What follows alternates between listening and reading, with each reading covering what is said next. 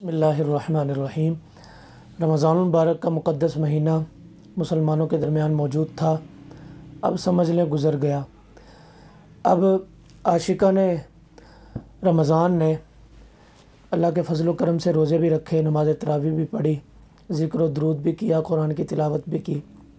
کچھ لوگ ایسے بھی تھے کبھی روزے رکھتے رہے کبھی چھوڑتے رہے، اور تیسری کیٹیگری ایسی ہے کہ جنہوں نے روزے ہی نہیں رکھے، نہ ذکر و درود کا خیال کیا، نہ نوافل پڑھنے کا خیال کیا۔ اب جنہوں نے عبادت کی ان کے لیے بھی، جنہوں نے کبھی کی کبھی نہیں کی اور جنہوں نے بالکل نہیں کی، تینوں کے لیے اب دیکھیں مہینہ تو گزر گیا۔ اللہ پاک قرآن عظیم فرقان حمید میں ارشاد فرماتا ہے فَلَا أُقْسِمُ بِالنَّفْسِ اللَّوَّامَةِ، اس جان کی قسم اللہ نے کھائی کہ جو ملامت کرتا ہے، یعنی اپنا محاسبہ کرتا ہے۔ اب جو عبادت کرتے رہے انہوں نے بھی محاسبہ کرنا ہے، اور جو نہیں کرتے رہے انہوں نے بھی اپنا محاسبہ کرنا ہے۔ جو عبادت کرتے رہے انہوں نے محاسبہ کرنا ہے کہ ہم نے کم عبادت تو نہیں کی۔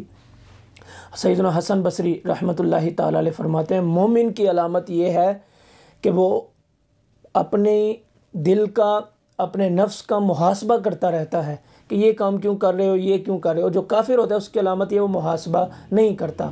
تو اس لیے رمضان المبارک کا مقدس مہینہ گزر گیا، اس کی راتیں، اس کی ساعتیں، اس کے دن نور والے تھے، نور حاصل کرنا چاہیے تھا لیکن نور حاصل نہ کر سکے، بخشش حاصل کرنی چاہیے تھی بخشش حاصل کر نہ سکے۔